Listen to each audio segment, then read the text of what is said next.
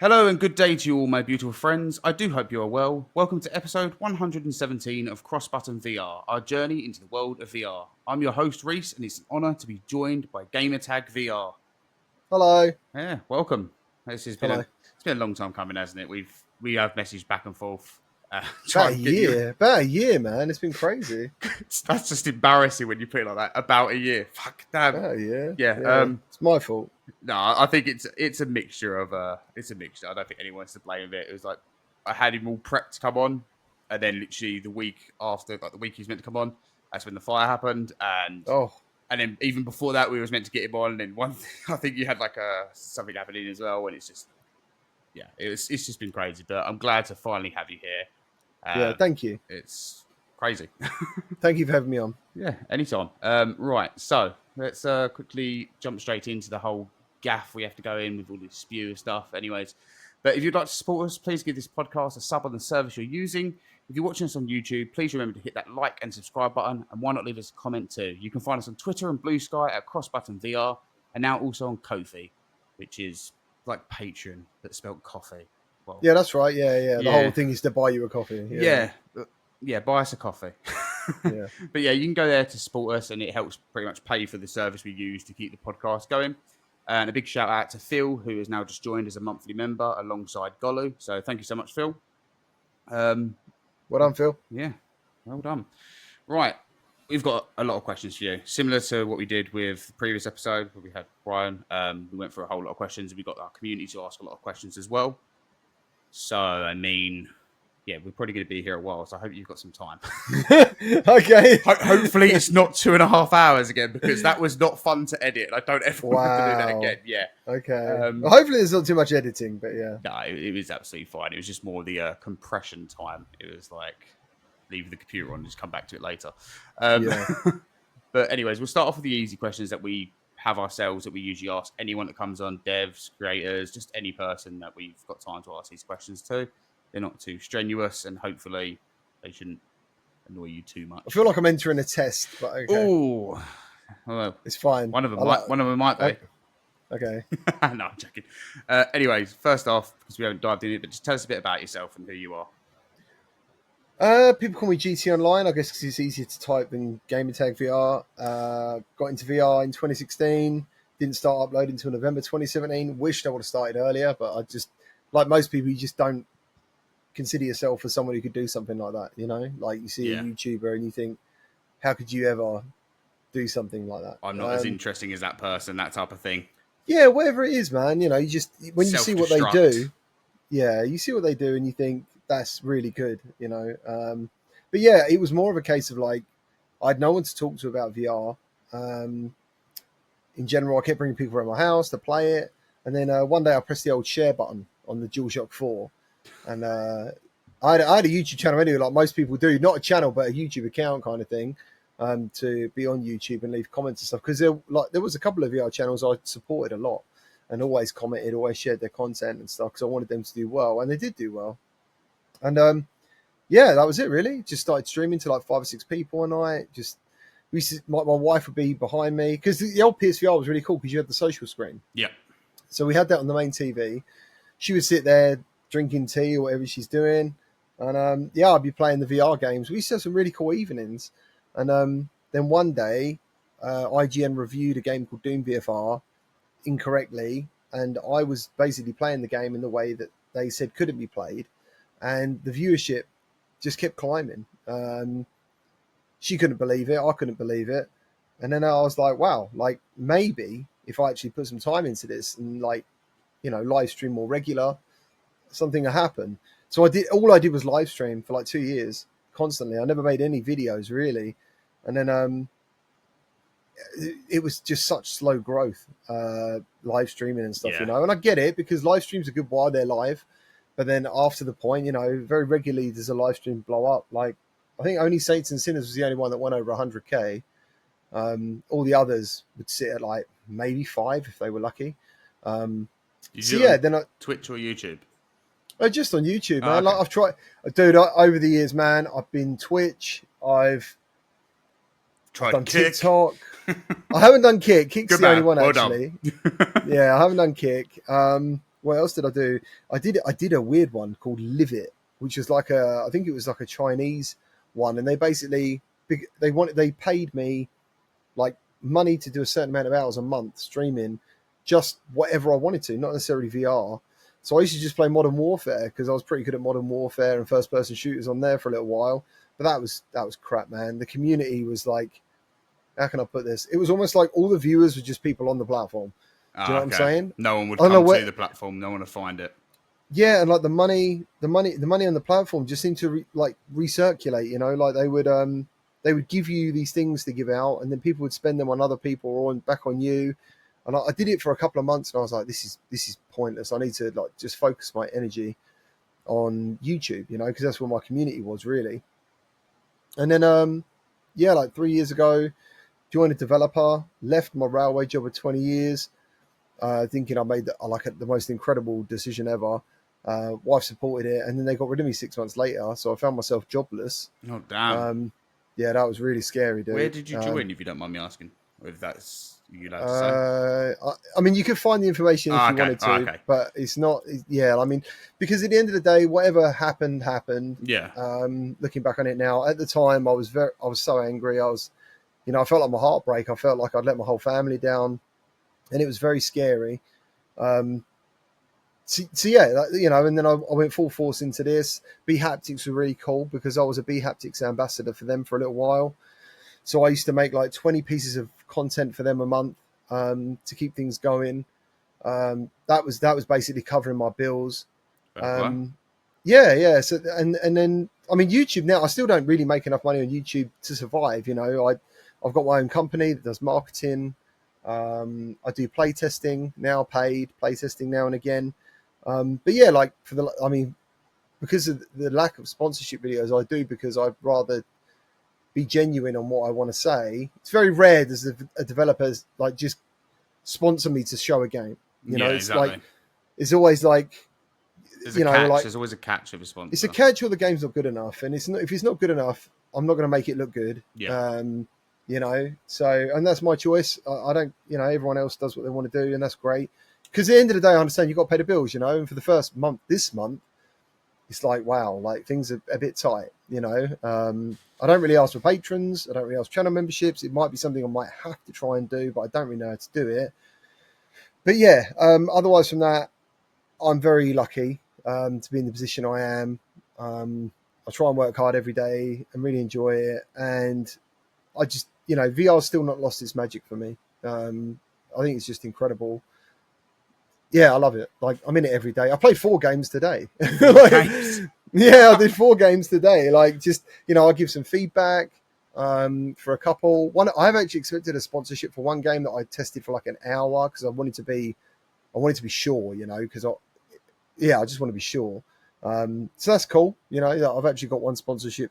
I think it might be only the second one this year. I do get loads of offers, man. I'm sure you, as you said, like you probably get emails and all sorts of stuff, and you're like, "Is this real? Is this?" Yeah, I think it's when companies reach out, I'm a bit more like, is that like I was saying before the show, like Haptics reached out recently. Yeah, that to that's me amazing. is just I just was like, is this? I even checked with their Twitter social. I was like, is this person real? Kind of thing. Went back and forth, and then it's like, okay, this is a real person. So it was a bit surreal because you don't expect it. It's just out of the blue. And they're a great company as well because like they're not asking you to do anything. No. They're just like, will you take our accessory and if you enjoy it, make content, and you're like, that's perfect. Yeah, it's pretty much just check this out, and I'm like, yeah, I definitely will check this out. Like these things look awesome, and it really is. So I'll be touching base with that a lot more on here soon when I've tried pretty much every native game on the PSVR 2. But I've been literally bouncing back between the Quest and the PSVR 2 a bit at the moment, and it's just But I think having both is a really good place to be. I think that makes it just like double itself in value, doesn't it? Like, yeah, it's just crazy. It's like feeling the sleeves as well and all that kind of stuff. Just blew my mind. It's a very cool thing. What about you? How did you get into VR though? How did I get into VR? So I actually wanted to play Resident Evil VR for the first time. 7, I'm assuming. 7, yeah. So, and I was sitting there and I was like, oh, this could be played in VR. that's where you put on these goggles and you see things. And I hadn't really ever looked into VR other than seeing videos like Zero Caliber Online, and there was some little silly videos going around where Josh Dub, most all likely. that kind of stuff. Yeah, that was, and I was like, this is funny, but that's not what I want from VR. I don't want to be playing like a game and acting all funny with people. It was just more like, I did eventually jump into multiplayer games, but Resident Evil 7 came out and I waited about 6 months, and then I was like, oh, that could be played in VR. And I was just sitting there one night and I was like, Joe, what? I'm gonna go buy one. Fuck it, let's go do it. So I just went straight to Game, which for anyone in America who don't know, Game is literally like your GameStop here. It's although it's probably not as strong anymore. No, definitely No, not. Dude. no, Like game shops are a thing of the past. yeah, it was a sad reality. So I went in there and I was like, PSVR 2, not PSVR 2, PSVR 1 and Resident Evil 7. And he was like, oh, you can buy these things as well and these things. So they did get me pretty good because he's like, you need the motion controllers to play these games. I'm like, so what? Okay, well, sweet, how much are those? And it was just when the price went up for him. So he's like, that's another £100. I was like, oh, okay, whack them on as well. That was disgusting, man. Like Yeah. those controllers were out of date before PSVR launched. Like, but I mean, they worked, you know, in a terrible way. They worked. So exactly, and but yeah, he said that, and then they even got me with the Game Elite reward scheme at the same time, because he's like, if you get Game Elite reward right now, we'll give you 10% off your purchase. Like, no, is it 10% on? No, it's like 5% extra back or something like that. So what I bought, I was getting like basically, I think it was like 70 quid back. Yeah, so it's like, so if I pay £10 for Game Elite, I can get, okay, sweet, I'll do that as well. And then he was like, we have these immersive candles. I was like, you can fuck off with those. Oh yeah, the Resident Evil 7 candles. He's like, if you're getting Resident Evil 7, you want the candle? And I was like, no, I'm all right, mate. I don't need the candle. That sounds dumb to me. Now that I see them now, I kind of wish I did buy them. But yeah, apparently it's really cool. Yeah, so I got home and I loaded up Resident Evil 7 the first time, and I looked online how to play VR for the first time. You may get motion sickness, all that kind of stuff, and then I got a big glass of water next to me, and I accidentally knocked it over within the first 30 seconds of putting on the VR headset, because I went to reach out something with a DualShock controller stupidly, and I knocked it over, and I was like, okay, this is like the first time I think it was, I went to reach out for like an orb on the demo disc that came with it, where you had like what was it called? Blood and Diamond, was it? Blood and Truth. Well, it wasn't Blood and Truth. Yeah, it was London Heist. That was it. Yeah. So PSVR Worlds. Yeah. And I reached out for all that kind of stuff, and I thought, okay, now I understand what VR is. Let's play Resident Evil 7, and I was blown away. Like from that point, I was like, this is one of the best things I've ever experienced in my life in terms of gaming. I've played.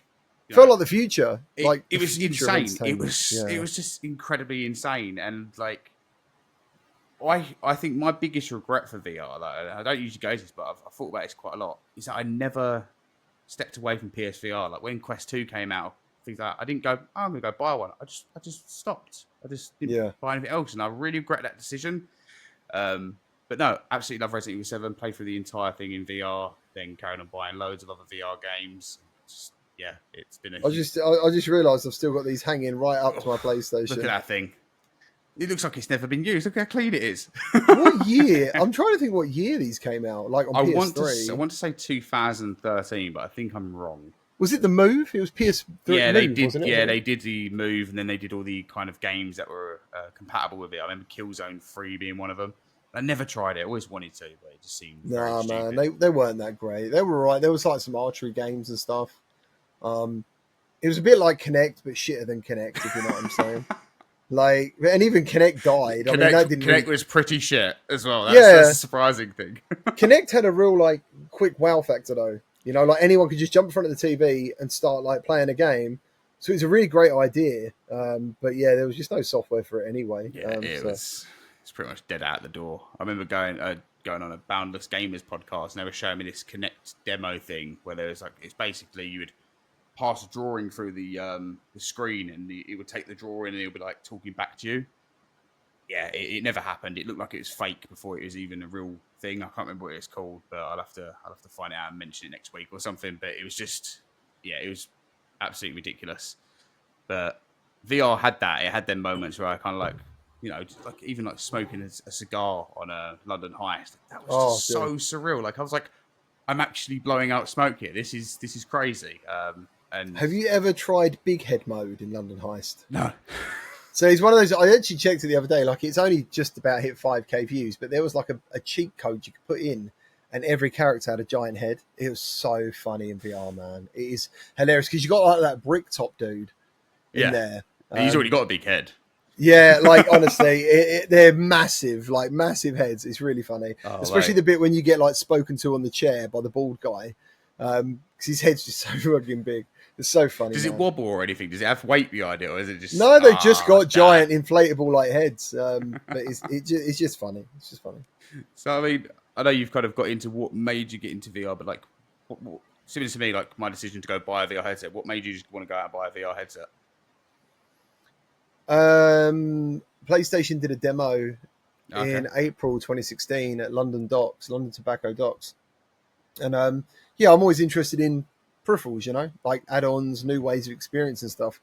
And I kind of thought a VR headset from PlayStation, like that is surely, like if I was an investor, they're off their rockers, right? I'm like, oh my god, this is going to be insane. And I went there. I remember I had a bottle of PlayStation water. That's pretty cool.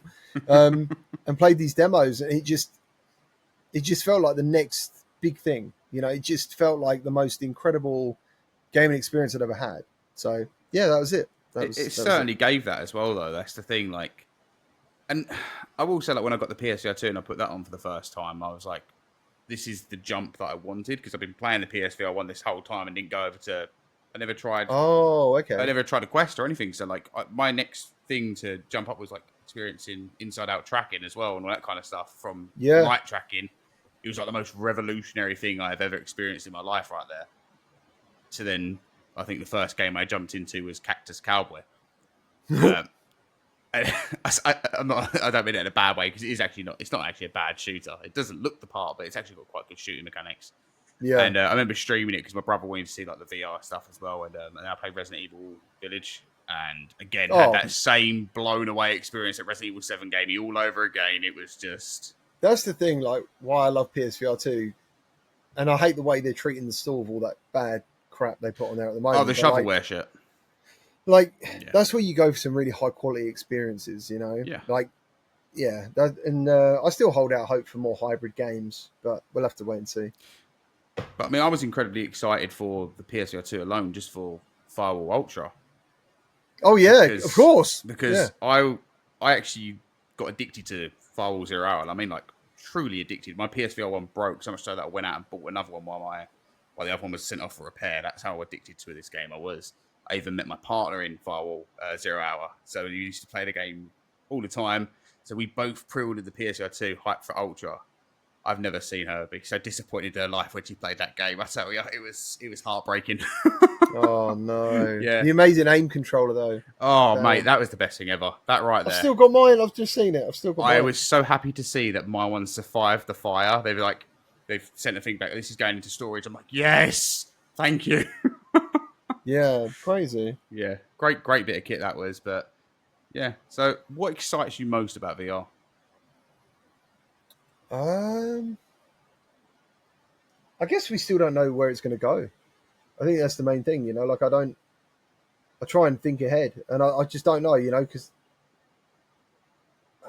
I think wireless is going to be the future of it, without a doubt. Like tetherless VR is the way, and standalone VR is going to be the way. But still, you still want that high quality graphics, from games. So I mean, I hold out at the moment. I'd say Valve Deck is one of the things that kind of keeps going around in my brain. I'm like, when is this thing going to drop? Yeah, because I really liked the Valve Index, but I just, as soon as it didn't have inside-out tracking, I was like, man, I just don't want sensors. After Oculus Rift, just more USB leads, more sensors. I wasn't really up for it. Yeah, even though because I had a PC at the time, and I think that's one of the reasons why I never bought the the Oculus and even the Index, because I just didn't understand it. Like, as like someone who's just played PSVR 1, I looked at all that. I was like, so I've got to have these things drilled into the corner of my rooms. I'm in a rental. Oh, the IR stuff. I'm in a rental. Like, I'm not allowed to drill into the walls. Like, if I've got to hang these, can they stick to the walls? And I was like, okay, now you've lost me completely, because I'm sitting here contemplating this too much rather than just clicking buy now. So, and then I just kind of dipped out straight away. Yeah. So yeah, I mean, that's it really. Like, I'm always excited for new games. There's some great games still to come. It's just a really interesting space. You know, we're like Meta have kind of shifted their focus at the moment.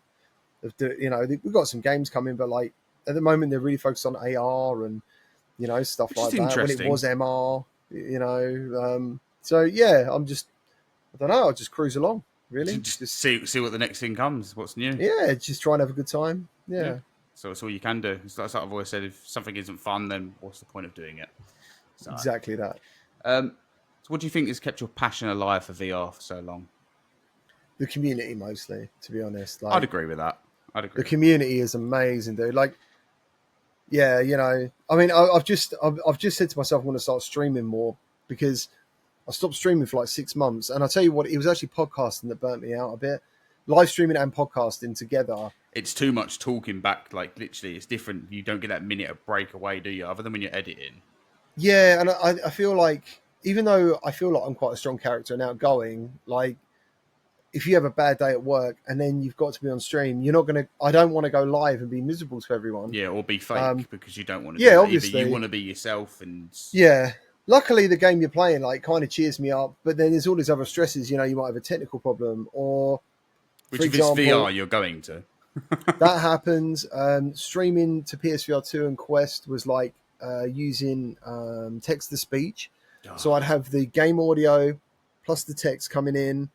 And what would happen is I'd come out there and I'd just feel exhausted. Like I'd feel mega burnt out, Yeah, and that was scaring me because I'm thinking like, I really want to make a video tomorrow, because that's what I do. Or I'm reviewing a game and I'm just too tired, So yeah, but now like I've gone live a couple of times and the community always rock up, like 200 people rock up, and I just think, man, I love connecting, like So yeah, I think that's one of the things that I'm going to add to what's keeping my passion alive for it is yeah, actually talking to the guys. And yeah, that's yeah, I think that's it really. yeah. I'd agree with that. I mean, even like going back to Firewall Zero Hour, the people I met on there, I still talk to this day. Like the main group that I played with, we still talk. Yeah, I feel so bad about Ultra, man. I, Don't. I see. Some people may have thought I was talking shit, but I seriously think that game would have had a massive impact on sales.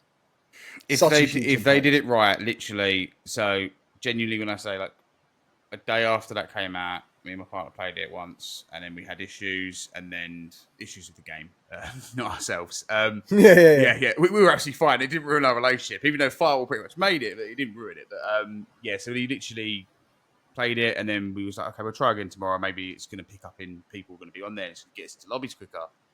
It didn't, and then she literally came off the headset. I remember walking downstairs, and she was like, I don't think I want this thing anymore. Like genuinely, she's like, this is the only game I was looking forward to. And then she's like, I know Ghostbusters is coming. I'm looking forward to that. And then yeah, that came out, and then at that point she was like, I'll sell it to you for 200 quid. I was like, spare sense controller, sweet. And then she bought a Quest 3 after playing Max Mustard for the first time.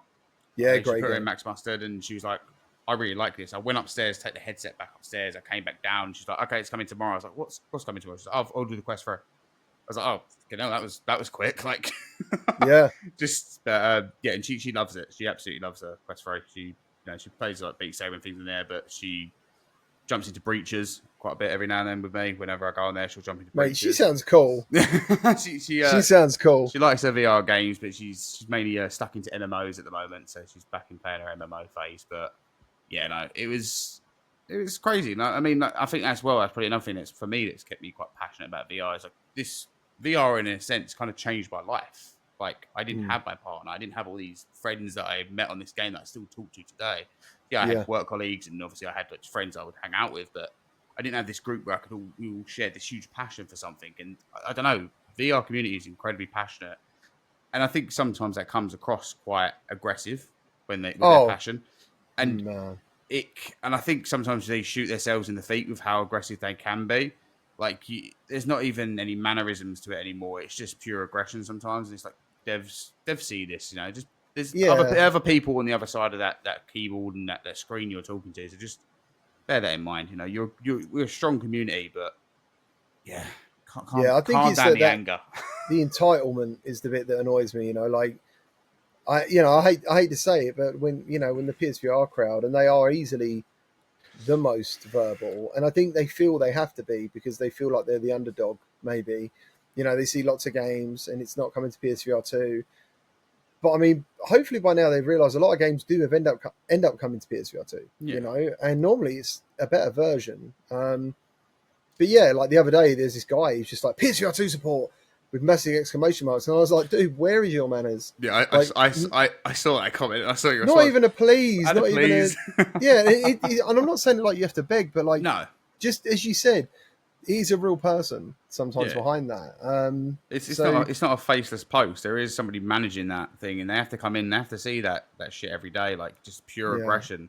So I remember when the whole Astrobot thing happened. Yeah, Oh, man. the whole thing was blown out of proportion. Oh, you've got Astro dancing on top of the PS4, and that's a dig at us. I don't think it's necessarily a dig because you could do it in the game anyway. Like it wasn't. I just think it's poor timing, and I think that's probably they noticed that afterwards. But again, It was. they got blown out of proportion. I mean, I even considered putting out a post saying I'm waiting for the collector's edition of Astrobot that comes with a life-size Astrobot where you can put your PSVR 2 headset on him. Wow. I even considered like making something just to kind of really rile up the crowd because I thought it'd be funny.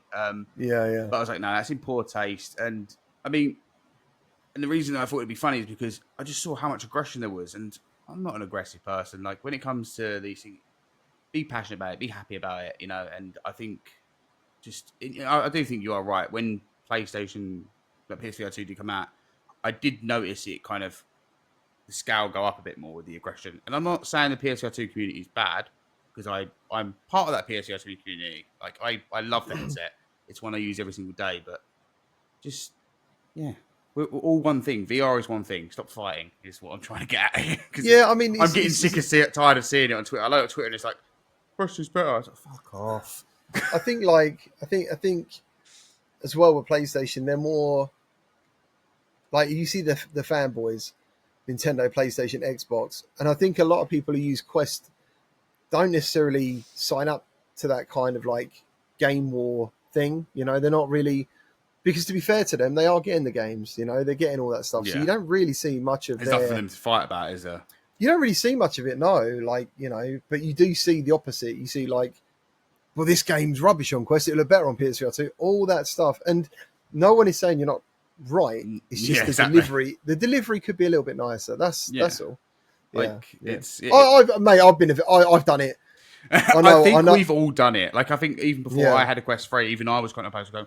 I think when Breaches first came out, actually, I didn't have a Quest 3 at the time, and I come in and it's like, "Can we get this on PSVR 2, please? Like this is something I really want. I want to play this." And then no plans at this time. I'm like, for fuck's sake! And I got to the point where like, because I've been in that shoes. I've been there. I went out and bought a Quest. I was getting sick and tired of waiting for these games to come. I just went out and bought a Quest. And Joel, I do not regret my decision at all. I don't think many people do, but there's a lot of people who will die a death of like, or they will just like, I am not buying a Quest. Sadly, it is because a lot of people won't buy a Quest because it is meta.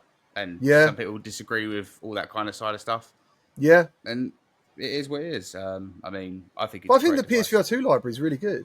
Oh, yeah, it's great.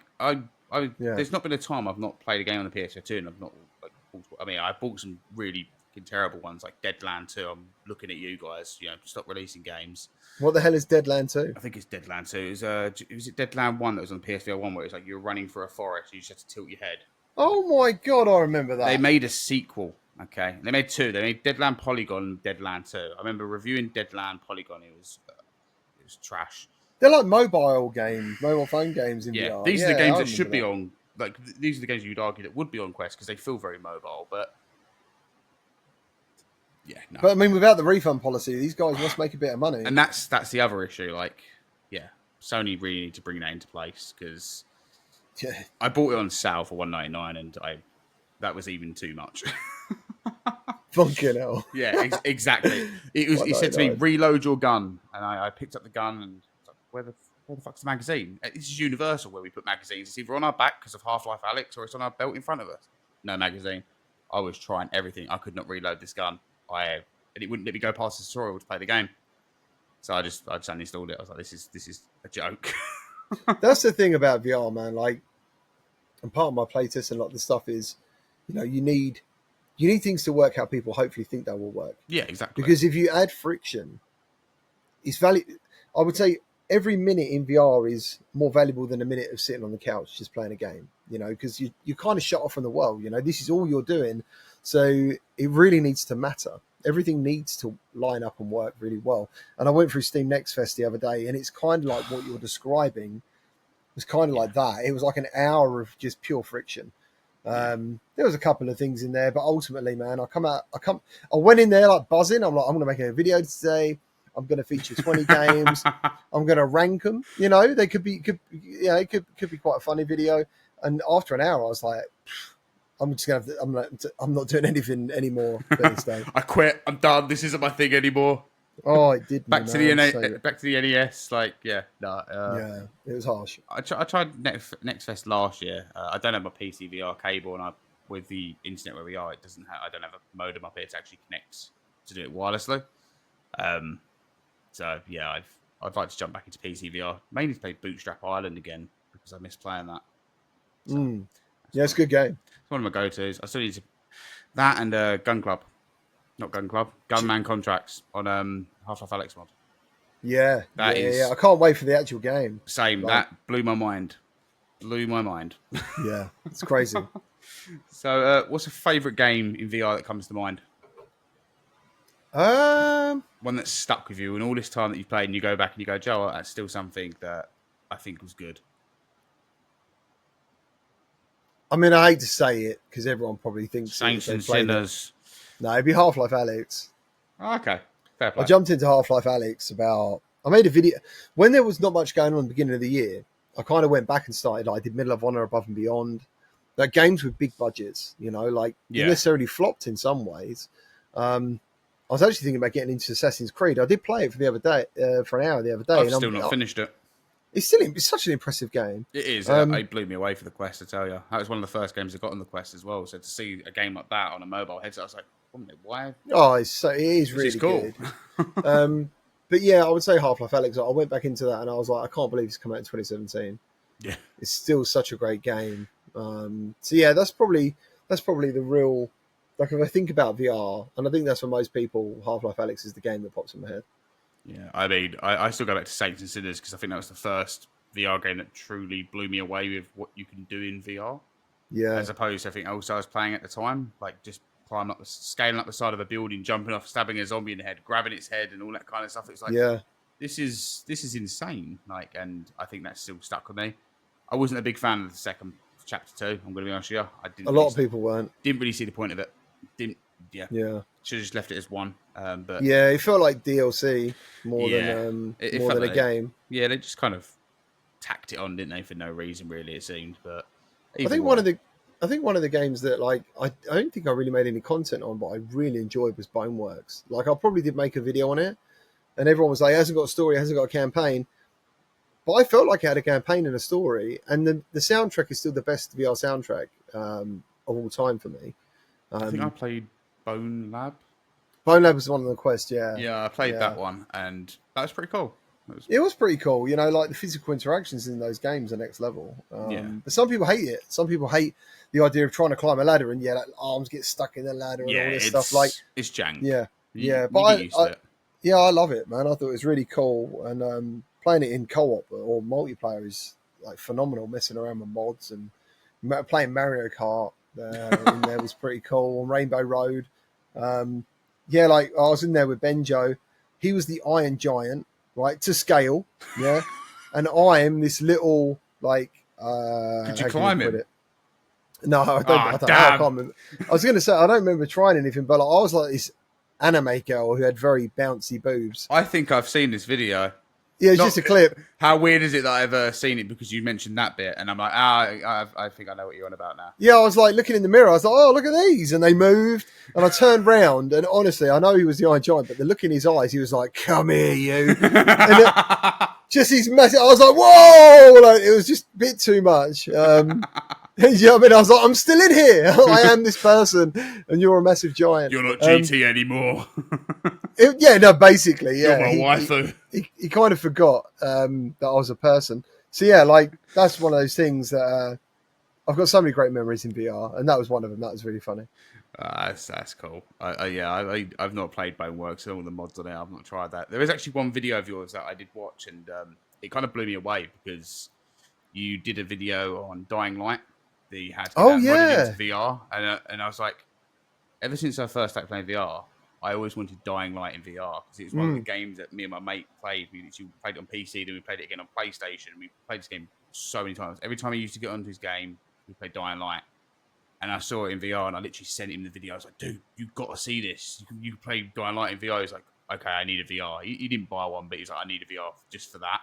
Yeah. And yeah, that just kind of I still need to set it up and do that just simply Well, because. the fun thing is, it isn't a mod; it's built No, in. yeah, exactly. You just It change was, the text thing, don't you, in the yeah. documents?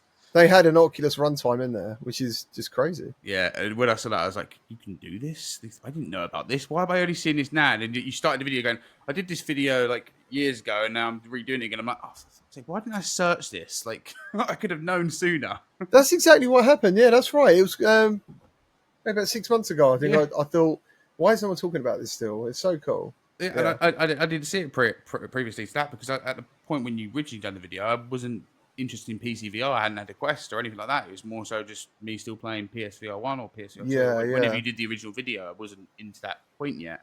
yeah. And it just blew me away. I was like, I can play one of my favorite games in VR. Like, this is surreal. So, yeah, thank you for that one. Feel like I need to take a moment there just to thank you for opening my eyes to Dying Light VR. So, My pleasure, mate. My pleasure. so what do you want to see next for VR? Deckard. Yep, you I want to mentioned see that Deckard. I'd love to see a Quest 4 with eye tracking, and I mean it's still a ways off, but yeah, like a PSVR 3. I really hope, but this time hopefully they learn from some of their mistakes. You know, like the lack of marketing and that price point, making an accessory more expensive than the console was just such a not a good idea. So yeah, one. Yeah. Think how it felt trying to order two of them as well. yeah, dude. Like 550, wasn't it for us? Yeah, I think it's something like that. Was this? I bought one of them, which was with the Horizon bundle. We bought one of them that was just a standard one, Yeah, and literally even trying to order it because you couldn't order two of them together. that's right. It was such a pain, and we both, like me and my partner, made like a pact. It was like, okay, if we can't get one of them, we get none of them. Like this is the thing we're going into together. Just like deal. And Wow. we tried all day. And he's like, the pre-orders have gone up, and then she's like, oh, I figured out how to do it. And you have to like go through, do it on a different internet. So like she connected to her phone's internet, which allowed her to order it. I connected to our internet, allowed me to order it. It just wouldn't let you do it if you were on the same internet path for some reason, even though you had an Right. address still delivering to the same thing. And yeah, like we literally was like, yes, it's coming. So yeah, you can imagine my disappointment when she just didn't enjoy it as much as the PSVR one. Like, Yeah, that is a shame. this is the thing we went into as a pact, and he's like, yeah. But hey, Yeah. Quest I couldn't again, believe it, dude. Like when you was talking about Behaptics earlier, I couldn't believe when Sony sent me a headset. yeah, I was like, exactly. I mean, that was surreal as hell. Like, and they didn't reach out to many people in the UK, as far as I'm aware. I think there was It's you, originally, Miles, I know of. yeah, Mike, VR Oasis. I don't know if Benjo got one in the end because I think they did like a first wave and then a Yeah. second wave. But the really bad thing about that whole communication was there was no more communication. Oh, Because like I kind of thought to myself, well, brilliant. Now we've got communication. That means maybe we can get some games early. We could give them some feedback. Went down that avenue as well because I was like, where is the demos? Like we need a PSVR Worlds on this thing to yeah, show because you people. can't test anything because the games haven't released yet. So yeah, you know, that's why I always say to people, like, get Synapse, you know, because I think Synapse is still one of those games that really shows eye tracking to the best of its ability on the console. So yeah, you know, like, and it was just a deadline. Literally, it was like, yeah, you did the review. See you later. So it's a real shame. I remember actually tagging you. I think that's the first time I ever tagged you on Twitter. And this is before we ever spoken. Like, I remember going like, "Has anyone got a PSVR 2 review?" And I tagged you, and you just sent me the link. I was like, "Sweet!" So I remember sitting there watching it. And this is like, "Okay, well, let's just get right into this. Let's find out about it." And we was like, other than a few games, because I think you mentioned some like things. I think you did your review a couple of days. Is it day after the games went up or something like that? You showed remember. some footage. There was some footage of games in there, but you mainly went over what we wanted to know, which was like the headset itself. And we were sitting there, it was like, doesn't look as comfy as the PSVR one. And then when we got it, it was like, yeah, this is not as comfy as the PSVR one. Like, just looking at it in a video was enough to kind of answer Yeah. that question that we really wanted. But yeah, was a very well produced video. Looked very good. Thank you. You got a better camera than me. Right, we have got a lot of community questions, but before we do that, we're going Oh to wow.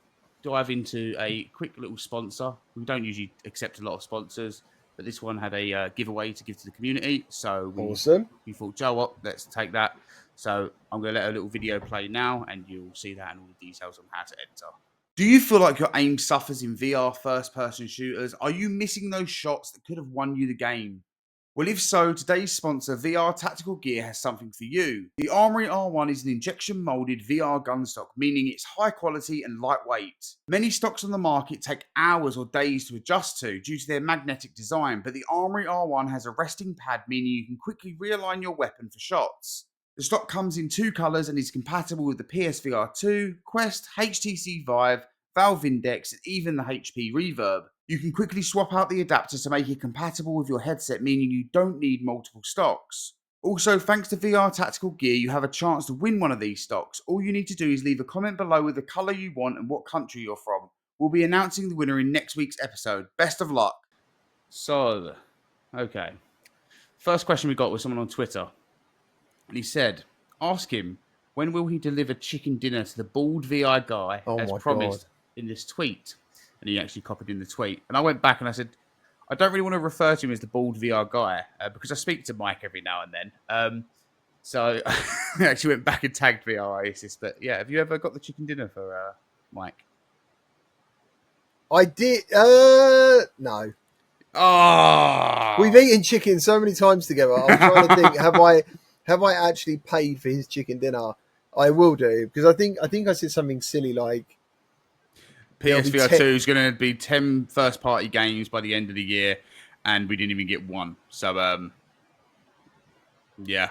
But people can't say you're not optimistic or believe in something. So, I mean, or maybe you was just being a right little troll that day. And sort of it was just like, screw you guys. I honestly believed, I thought we was going to get something, like 1 or 2. And yeah, like going through the days of PSVR, like you'd be sitting here and suddenly like Wipeout was suddenly just unannounced. A Wipeout VR mode just downloaded as a patch, and you're like, what the hell is going on? You know, just so many great things that happened before in the headset. I did believe it, and I do owe him chicken. So you better buy him chicken because clearly someone's following on to that. And they always say there's 2 people that say the same comments, and they have done for a long time.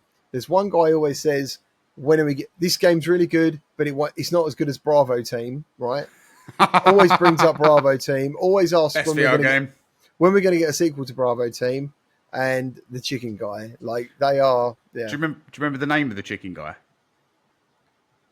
He might be annoyed if I don't know. If I say the name, do you think you might remember it? Go on. Fluffbutt. No, I don't. No, okay. So it's not that one. That's the one on Twitter that asked this one. It's got to be him though. It's got to be the same guy. You make one joke and that's stuck with you for the rest of your life. You realise someone's going to say it wasn't a joke. I meant it. I genuinely believed it was going to happen. Like an idiot. Someone's going to send you a plaque framed with that tweet, followed by "You still owe Mike chicken." Mate, I'd happily buy him chicken, man. He's like one of my best friends. So. Joe, I've only ever had the pleasure of speaking to him in like a professional capacity of like, you know about the tactical assault and things like that. It's never been a moment where I've actually just sat down and had a nice chat with him, but he does come across as probably one of the nicest people you'll ever meet in the VR. Yeah, he's awesome, dude. He's awesome. So I would absolutely love the pleasure just to say hello and shake his hand one day. Possibly buy him a drink, because if I say I'm going to buy someone something, I do it. So remember that, GT. You know, I'll get you a drink as well, mate. All right. Thank you. Anyways, on to the next question. Fluffbutt. Okay. Do you think Nintendo or Xbox will ever get into the VR space? Yes. And if they do, will that be enough to bump up VR engagement, or do you think it will remain relatively the same? I think out of everyone, I mean, I would have a while ago you would have said Xbox. I mean, they've just released a handheld, but I honestly believe Nintendo are going to do it. So, I hope so. It'll make me buy a Nintendo, that's for sure. I think Nintendo are going to be the ones eventually. I hope so. Yeah, that came from someone in our Discord called Andrew Ehrenreich. Thank you, Andrew. You probably see him on Twitter a lot. He lurks around there, posts some good funny memes about VR every now and then. I actually made a video on it. I actually made a video about Virtual Boy and about the fact they've got a division dedicated to virtual reality at Nintendo. Yeah, But genuinely, they got a division, yeah. but they don't do anything with it. No, but they have done in the past, and they Yeah, still, and as far as I know, they still maybe internally try and work out what they're maybe. doing. And so, Ooh. yeah, I'd have to refer back to that video, but there was some information that come out about this division they had at Nintendo, and I was like, and I looked into it, I was like, yeah, it's real, like it's a real thing. I'd have to watch the video myself because I can't even remember what I said, but I know I was hyped, and I still am. So I remember playing the Virtual Boy for the first time ever at EGX 20. I think it's 2023. They had the retro zone there, Mm. and I saw it and I was like, okay, let's give this a go. And I was like, okay, this is really weird because it's not like a virtual reality thing, is it? It's more just putting your head It's inside the 3D. screen. Yeah, exactly. It's a Yeah. bit weird, but I was like, I bet this is right revolutionary back in the day. Like this is probably Oh really cool. man, Yeah, yeah. One of my friends, like you always have a rich friend. My I rich didn't. friend. Oh, I did. Yeah, he had everything, and he had a Virtual Boy. But actually, if you want to play Virtual Boy games, they are fantastic on Quest. Ooh, So yeah, you can download that off SideQuest, and then just get download all the games. They're like 18 games or something like that. Tiny little files, and there's also a community that makes Virtual Boy games still. So there's another version of Zero. There's Street Fighter 2, and they look like VR in there, like, and they're really good. Like I never uninstall it. I never uninstall it. I love it. damn. I'm assuming you got the 512 Quest 3, haven't you? Yeah, yeah. You gotta go Yeah. 512. Yeah, Yeah, you have to. It's definitely the one to go for. yeah. The next question I had is more about one of your reviews you did for a game. It's have you Oh, played Galaxy Kart since your review, and do you think it's better? well, no, not really. Like it is better. It is better, but still, man. Like it just there's just something about it. I think I made a video on it. I made a video on it, and then like I had this kind of pressure, and I think it was more because I think Brian dropped a video, and he says something like it's in his top 25 PSVR 2 games, and I was like, bloody hell, like top 25, that's crazy. I was like, all right, I'll jump back into it, and yeah, I guess just me and him don't align on certain And games, like with everyone. yeah, it's Um, absolutely fine. There's no. yeah, so I played it, and I kept just sitting in first on my own all the time. Um, and there were some issues with like the cups, and maybe it has changed, but I played it for an hour, and I thought for that, probably for the 100 people that might watch it, is this worth me doing it? Yeah, Is it worth me actually making this video and going, this game's a lot better? Because I didn't, I didn't make it because I didn't think it, but ultimately, if I would have thought it, would I have made it? Probably not. I'd probably put out a post or a tweet because, yeah, people just aren't that interested in that game as far as I'm concerned. I could be wrong, but so I bought the game on sale, and I had never played it, never touched the thing, no intention to do so until that thing arrived, and I noticed it had native support for Galaxy Cars. I was like, okay, let's finally jump into this game. I'm probably going to put it out there that the vest made me enjoy that game more than the game was actually making me enjoy it. Just right, feeling everything rumble through my whole body with the engine, the haptics on my arms going off as well when I was shooting things and throwing stuff, and just the way the engine, like when you proper revved it up, you was feeling like the rev go up the body and all that kind of stuff. I think that was making me go, this is insane. But I think that's more so because of the vest. I think if I was to take that off and play this game, I think I probably would have thought it was a bit basic. I don't think it's necessarily bad from like the gameplay, but I also did have some issues where some certain carts kept going a bit skew-if and things like that. So yeah, it's hard to remember. Like all I know is like I played it, I made a video on it, yeah, and I don't know. Like I've never played it since until that time when everyone was like, actually, it's really good. And I dived in and I came away and I was like, I still just don't really feel much for it. I think the other issue is as well, and I know these guys might not have Quest, but Dash Dash Racing, which by the way I've is heard of that one. that's dead as well. Like that's the other problem for devs. They make these games and they just don't pick up online traction. They don't No, get enough people in them. People buy a game, they go in there, no one's online, and you need people online. And Dash Dash Racing was like the best kart racer. It is the best kart racer in VR. So, is it still dead? oh, I'd I'd assume put so. money on it. I'd put money on it, man. It's dead. It's not supported Right. by the Okay. devs. He's putting money on it, so I'm going to go pick it up now and just go see if anyone's playing it too. I'm checking. You can go in there, get my skin, get my car, use my horn. You've got a skin and a car. Oh, okay, right. That's pretty cool. It says something like "Holy shit balls" or something. My horn. I loved it. I thought it was such a good game. I bet it was. Is that like the first game you've been put into, or? So now I have a question because that's actually quite cool. There's 3 games. There was a game called. They just announced it on PSVR actually, like a Wipeout style game. Omega Rush. Omega, yeah. So whatever it was before that, whatever they called it. Yeah. Sorry. Amiga Pilot Evolution. Yeah. So Amiga Pilot. I think I had a car in there. Obviously, that's just racing. There was another game. There's an MR game. I know you got your tag in. Is it Windlands? Oh yeah, in Contractors. Yeah, I got a pendant and I got a few other bits, which is really cool. Windlands. I've only had like your logo on there, can't you? Some people can find me. Yeah. But I think it's quite hard to find. Like you got to be quite hardcore to be getting around and find it. And there was another game. Oh yeah, as I said, I think it's like Track Circuit or something, an MR game. They even put my car in there with this bloody hat's logo on it because I always have this hat on. That's pretty cool. So yeah, that is pretty surreal. It is amazing. It is amazing. Yeah, I can imagine that's quite just like, why would you want me in your game? I don't think I'd have known how to respond to that. First off, I think I'd be like, you could get anyone else. This doesn't feel right. It does. It does feel like that. And I actually, I think the weird case scenario is when you feel pressure to then cover the game, and like they want you to say good things about it. So I tend to like, if anyone asked me if I wanted to do that now, I'd be a bit like, I want to try your game first before. It's a lovely gesture. Thank you ever so much. But like, yeah, like, could I be part of your game? Help make it better. Yeah. So yeah, Fair play. That was from the initial question with Galaxy Car before we went off on skew. That was from Hippie People. Thank you. No, it was more. So I mean, I think it's quite a cool, surreal thing getting added to games and all that kind of stuff. Andrew Aaron Reich had another question for you: is what would your dream Nintendo VR game be? I've kind of experienced it in like a 50% sort of way, and that is, I mean, Mario Kart. So I played Mario Kart Double Dash in VR with a G20 steering wheel. That was fucking brilliant, but the setup was a pain in the ass because you had to manually move the third-person camera into the character's head.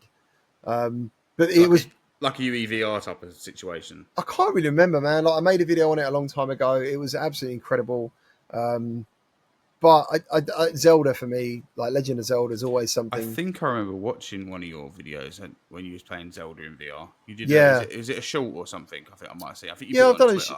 Oh, dude, like the shorts went crazy on Insta, but yeah. So in VR chat, you can go and play Ocarina of Time, and like the weapons work. You can chop things up, chop up signs. Like the entire game, or just a part of it. So just at the moment, the guy's trying to build the game in there. So like, I made a video only like 3 weeks ago going back in there because he'd had so many it's like 4 different locations, but it's more of a fan base game. Like you go in there and you can find all the music from all the games in certain chests. And some people like they're cross with it. They're like, well, it's not the game. And I'm like, but for me, it's a passion project, man. To be in there, to like run across Hyrule Field, you can use the ocarina, you got the Master Sword, the shield, seeing those characters. Mate. Like to me, it's mental. Like and the best thing about it is as well, not that I had this in the videos because you don't know who you're going to come across. You can then join with other people who are fans of Zelda, and literally you can just sit in like Kokiri Forest, chatting about Zelda with other fans in it. Like that's mental to me. I just think that's magical, absolutely magical. It was, I mean, not a Nintendo thing, but a similar situation is when I got the Quest 3 and I bought Contractors. And realised you can play Call of Duty zombie maps and Call of Duty maps on there. Yeah. Walking around these maps as someone who played Call of Duty a lot, all the time pretty much, growing up, and even in my adult years, it was like, I'm inside, like... You are in Call of Duty? I'm in, like, and I could do the Easter egg, and it was like, this is surreal. Like, this I know. is It still feels insane. like... It feels still like an undiscovered treasure. Like, I could make a video on... you got Halo in there?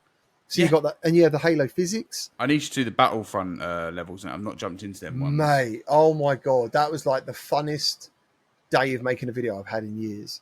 Honestly, because everyone was having a fucking great time. And it was amazing. It was literally amazing. Getting on a speeder bike. Right. For me. Yeah, again, I saw the clip of that, and I was like, Oh I my thought God. that was all in contractors. All I in only saw the clip where contractors. you got in the bike. Yeah, I lost my shit, man. Like in my video, there's a bit where there's a lightsaber fight between, oh God, not Palpatine. I can't remember the guy, one of the older boys, and Anakin.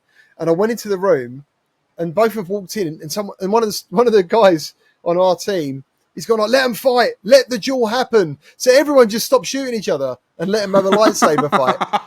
It was just fucking brilliant. I was like, this is unbelievable. And you know, I make videos like that, and they do all right. But like, sometimes I watch the videos back for me, like a diary. Yeah. Yeah. And that day was a brilliant day. That was a brilliant day. Yeah. And dude, honestly, if you get time, get in your Quest, get into VR chat, and type in Ocarina of Time, and go in there, man.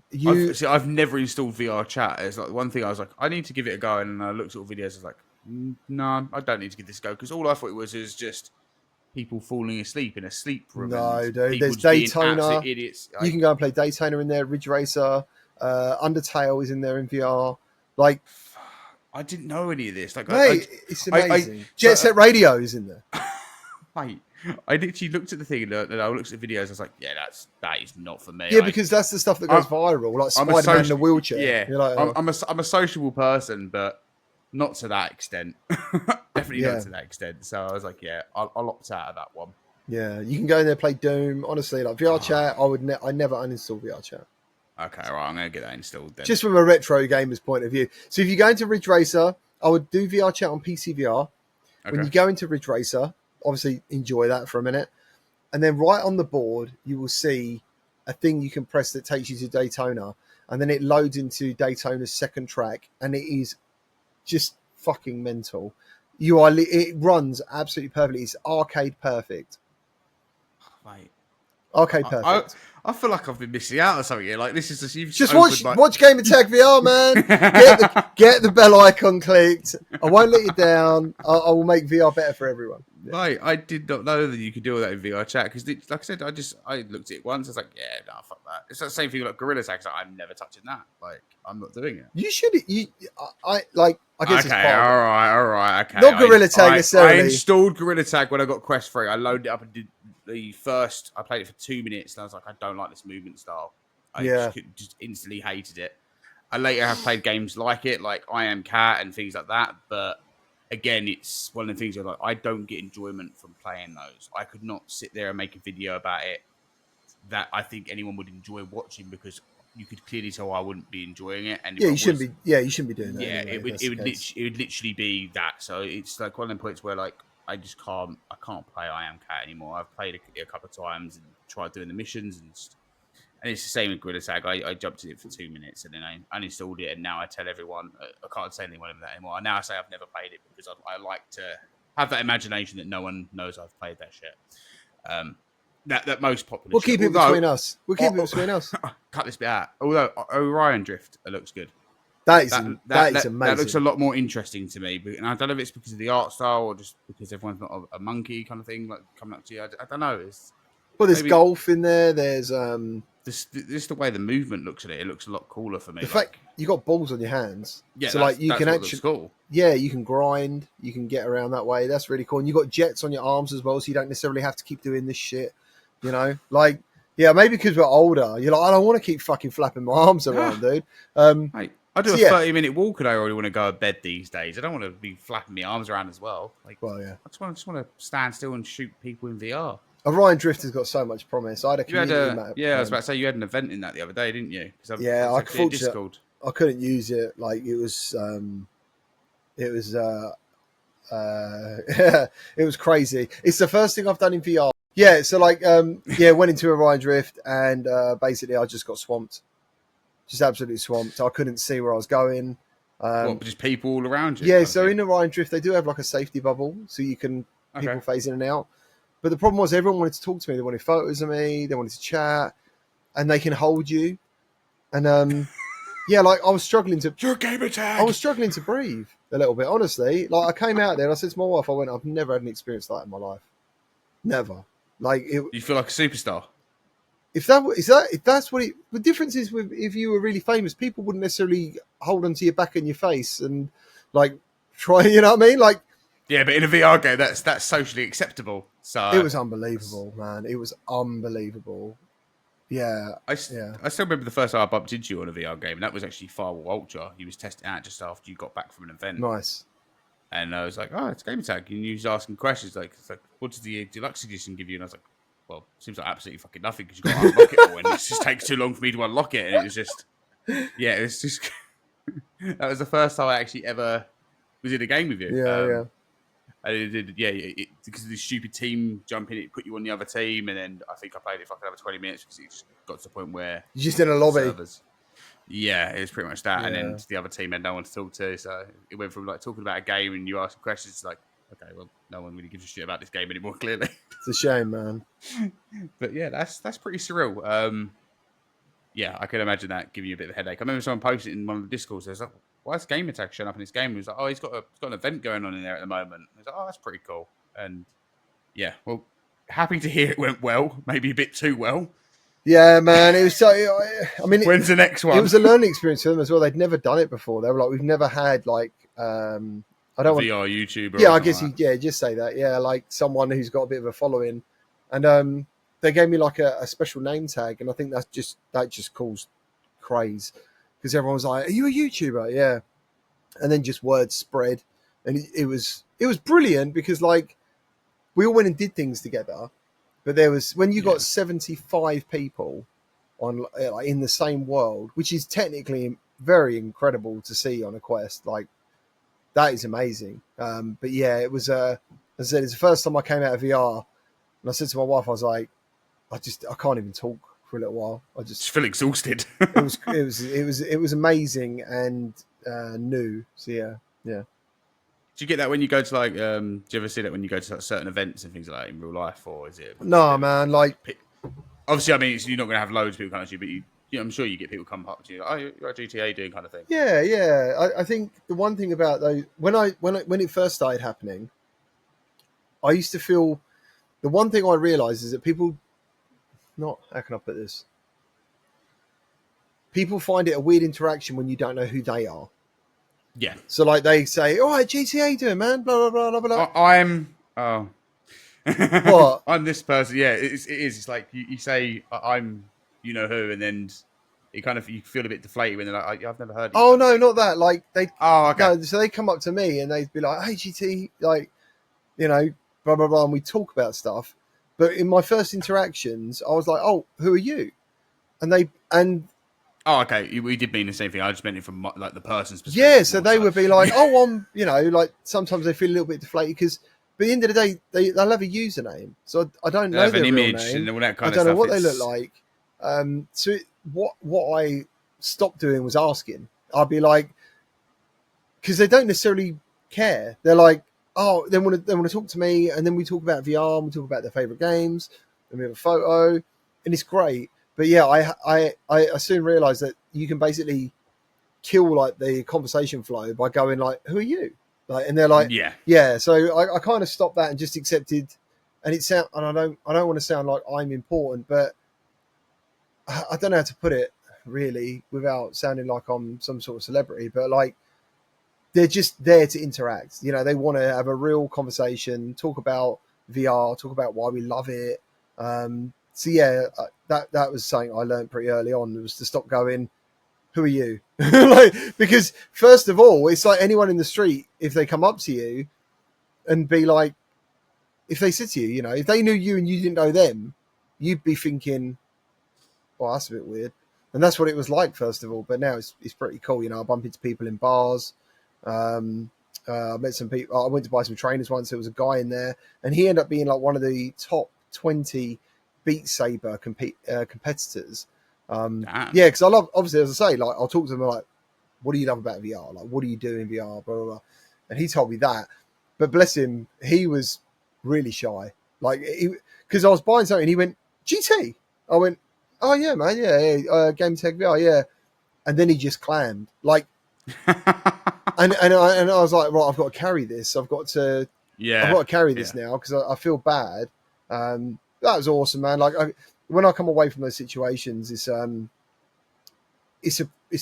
honor, you know, it's a privilege, and it feels incredible. Like, you're like, wow, like you forget when you're talking to the camera and making these games that There's actually people listening and interacting with it. yeah, and that's what's so lovely Yeah, about it, and that's why I like doing live streaming, and I want to do it more because yeah. that feels more alive in that way. I miss doing live streaming as well.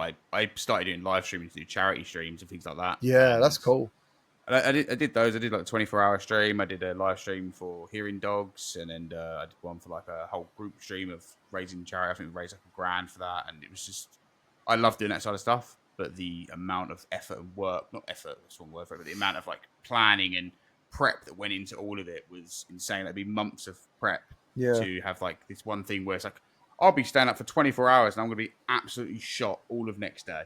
Like that's how it was all the time. So I've only ever done fun, that though. once, and I didn't want to do it again. Yeah, I felt a bit weird, like disconnected the next day because I literally just sat there and played the game the whole day. Because in your mindset, you go, oh, I could play a game for 24 hours, that's easy. But you don't realize that you're actually sitting there playing the game the whole time without getting up, walking around. You're sitting there talking to people. You For did one 24 game? hours. There's one game. I did basically, I did Modern Warfare. I think it was the one that originally got Warzone, so the first one. Right.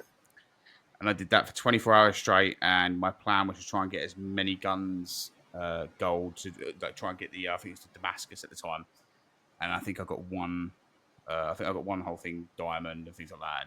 And then I got to the rocket launchers, and I was like, Oh, so it wasn't in VR? No. Yeah, I did 24 hours in I VR for cancer research. Oh, fuck that. That was insane. That was insane. Yeah, mine was a cancer research one for 24 hours on Modern Warfare, and that was like it was something I always wanted to do. So I was incredibly proud of myself. For Yeah, actually well done, doing man. it. That's Yeah, awesome. So like, I felt good about that.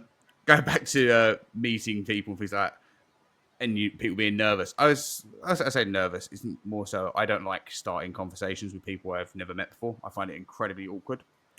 Just because I feel like I'm not an interesting person to talk to, so I don't want to start a conversation for somebody to want to have that chat.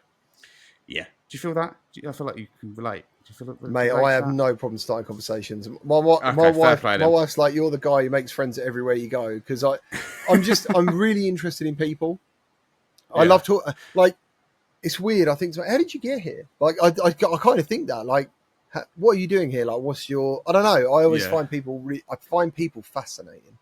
In a, I can assure you, I'm not too fascinating. I think everyone has their own stories to tell, and some stuff can be quite interesting. Yeah, and it is nice to hear it all. But no, I think it's WASD, and I met a lot of VR creators there. It's the first time I actually communicated with a lot of creators. I met PD, I met Scorpio for the first time. Power on VR, all that, everyone there was. And then I remember us being in the creator thing, and you turned up for like, I think you was probably there for about 10 minutes, and I was like, oh, that's GT. But I'm not going to go over and say anything. I've never spoke to dude before. I'm not going to go over and say anything. Like, you sat down, I was like, I'm just going to leave him now. I just carried on talking. I think I started speaking to John Hibbins. Yeah. I was like, I'm just going to talk to you, John. Let's talk about what you're doing. I was like, yeah, I'm not going to go annoy the dude. It's just, and I think it was more so because I was like, I've never spoke to this person. I think at the time I probably had like 200 subscribers. I was like, barely anyone here knows me. Everyone I've met in this section, I've had to introduce myself to and start talking to. Miles was with me. He kind of introduced me to a few people as well. But like, I was like, I don't know anyone. Did I not say hello to you? No, you did not. Do you feel bad about that now? Well, yeah, I do. Nah, it's. I do now. No, you sat down, but to be fair, like it's one of the things. Like there was a lot of us there. There was everyone in the VR. I wouldn't say everyone in the UK crew. I mean, Beardo wasn't there or anything like that. You know, Mike wasn't there, but there was quite a lot of us. Yeah. And I think for myself, I found that day incredibly tiresome not because it was a bad day or anything. It was just I met all these people that I've never met before and taken all this information. And yeah, it was a pretty surreal day. But maybe one day when the next event you're at, I'm sure 100%, man. I will beeline you. It'll make it a lot easier. I will beeline you. Easier. It's yeah. I mean, that could happen. I didn't even think about that because sometimes, I bump into whole groups. Yeah, there was a lot of us there. And you probably just thought, they're just talking to some random person. Like it's because we had never interacted before. Like again, even at that point, I don't think CrossButton was Alex or Laurie weren't there or anything, and I know you watched them, but you'd never kind of interacted with me. But it's one of them things where it's like, I just didn't want to bother you. One of my favourite things was a guy called Boy Brown VR. He's been part of my channel and my Discord for years. And about 2 years ago, I did a gaming event for Fast Travel Games, and I recognised him, and obviously he recognised me. Dude, we had the best hug, Oh, it was so cool. I've got a photo of it somewhere. I was just like, that was amazing. That was so. I don't know if he'll ever watch this, but yeah, I'll never forget that. That was awesome. Yeah, it's like I said it like on the Bride episode. I mean, like when I met Miles for the first time, that was my first time kind of interacting with someone in like just walking around a whole event. Yeah, and him introducing me to people that I've never met because, like I said, I had only just started channel. I had only just joined CrossButton. I think I was probably joined maybe been there for 2 months at the time. Yeah. So it was like I was walking all around this place and I was going to people going, "Oh, I'm part of the CrossButton." And they're like, "Oh, you Alex?" I'm like, "Well, no, he's Scottish, so it's not me." And then genuinely, I went out to Wired and he was like, "Oh, Alex." I'm like, no, not Alex. And he was like, "Are you sure?" And he showed me the Discord profile. I was like, "Yeah, that's Alex, but I'm not him." it was quite a funny interaction, but it was so like I had pretty much been kind of walking around and not knowing anyone, but it was a very nice event, and I kind of missed WASD just simply for that because I found it very good to interact with everyone. Yeah. But we are going right off. Sorry, everyone. Yeah, if anyone sticks through this, man, that's crazy. That's the best part of doing these is like yes, there's questions, but there's also stuff that we can just generally go on a tangent about, and that's quite fun. Right, what was the last question we asked? It's first wow moment, wasn't it? There you go, even I forgot. Right, if you could go back and start again, what would you do better or change? Do I have the skills I've got now? He didn't specify that one, so I'm going to let you decide. I tell you what I would do. I would have done it. What, like you on YouTube? What about YouTube? I'm assuming he means YouTube. I would have paid attention to some analytics, not too heavy, but in the early days, I would have paid attention to. I'm assuming this guy wants to be a YouTuber or who he does it. Maybe, don't know. But I would have paid attention to the importance of titles, click-through rate, retention, and overall quality. Like, just try and keep quality as high as possible. It takes time, but render at 4K if you can. Record that footage as best you can. So yeah, like, where's my pad and pen?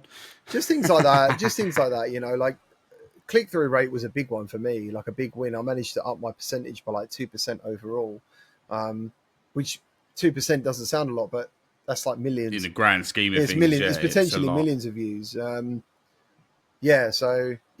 Just past 30 million views like 2 weeks ago, I think 3 weeks ago. Damn. And like when I think of that, I'm like, that's crazy, because day to day you just don't even recognize it. Like, you just don't. No, you're on autopilot at this point, aren't you? With it, really, it's kind of one of the things where you kind of. I think you've shared before. You have a whiteboard, don't you? I do. You have planned for content. Yeah. So I do pay attention. I'm not just some person who's got him on here. I do pay attention, not to every single video, because I don't have time to watch absolutely everything. I do try. You miss Zelda. I miss Zelda. I'm a fuck up. Crazy. All right, okay, leave me alone. But yeah, no, you obviously go in with a plan. You're a bit of autopilot with it now. You know what you're gonna do. But how many times does something just come along and just sidetrack that as well? Like, you have something planned out, and the next it's like, oh mate, VR's coming. I don't know if it was you or another dev I was talking to this morning, but like, yeah, today was that day, or yesterday even. So I had a plan to make a video, which I did in the end, called Alliance Peace Fighter, for today, and I was going to film it yesterday, but then I had to pick up my son, who'd been on holiday with his girlfriend from Gatwick. Didn't end up getting home till 2:30 in the morning. And then this morning, my daughter comes in and says, "I'm running late for school. Can you give me a lift?" And I looked at my wife. I was like, "Can't you take her?" And she was like, "No, because I got a puncher yesterday." So basically, I've been up since fell asleep at 3:30, got up at 8 o'clock this morning, and then I'm like, I still need to fit everything in. I need to walk the dog. I want to go to the gym because today's my running day, my cardio day. So I didn't walk the dog yet. The dog's been out, but it was really hot today, so I couldn't really take her out in the sun. So yeah, maybe after this I'll take her out for an hour. But yeah, managed to get to the gym, get that done, come back, do Alliance Peace Fighter. I was a bit upset with the way the footage come out because the game's capture's pretty poor. It's like a tight FOV, but I didn't realise that until I'd finished. I think the video still conveys what the game's about and how good it is. So I was like, that's cool. We'll still run with that. Like just things happen all the time, especially when you've got family. Things happen. Yeah, I can imagine. That's actually one of the questions that we're going to get to soon. But that one was from Mbusic. I don't know if you ever see his name around. I don't know why I'm going to ask you that because you're going to just say yes. Yes, thank you for the question. Thank you everyone for the questions. Thank you. Yeah, no, it's nice that quite a few people have actually asked questions. What is your favourite genre in VR? And that's from someone called Andreas Plays.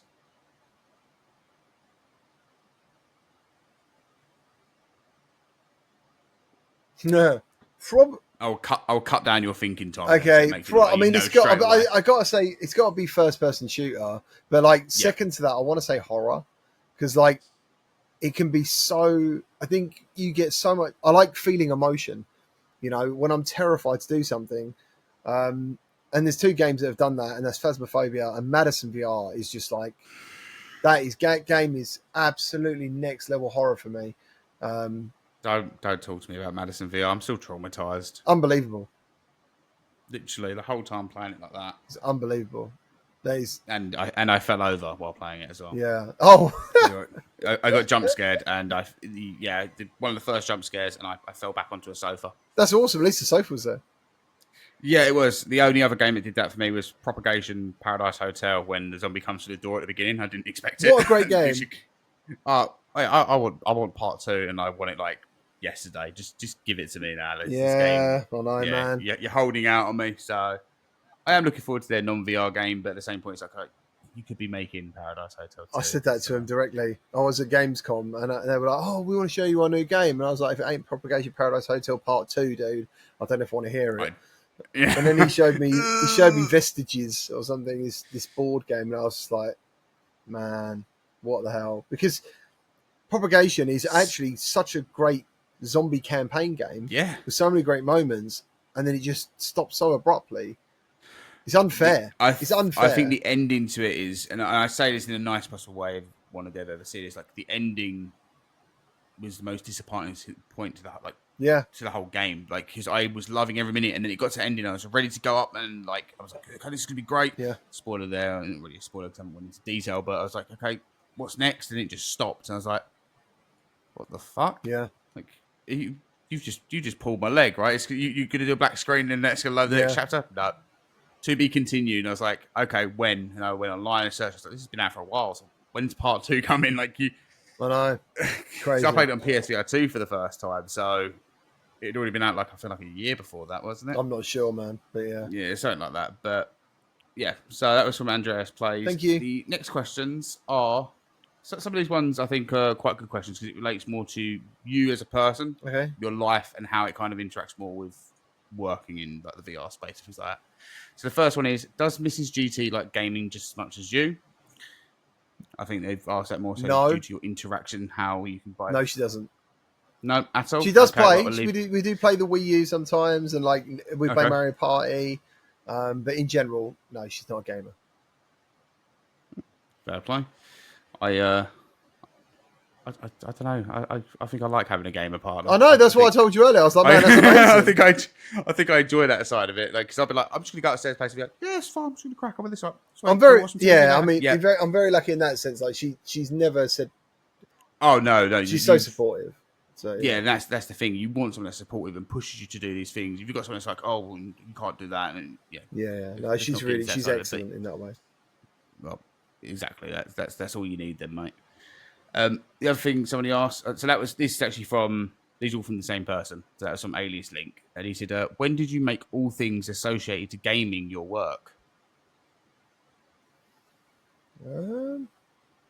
Well, did I, was there you covered it at the start. Yeah, you covered it at the basically start. That's what the transition from like getting a job with a developer to then being on my own was the time. So yeah, about 2 years ago.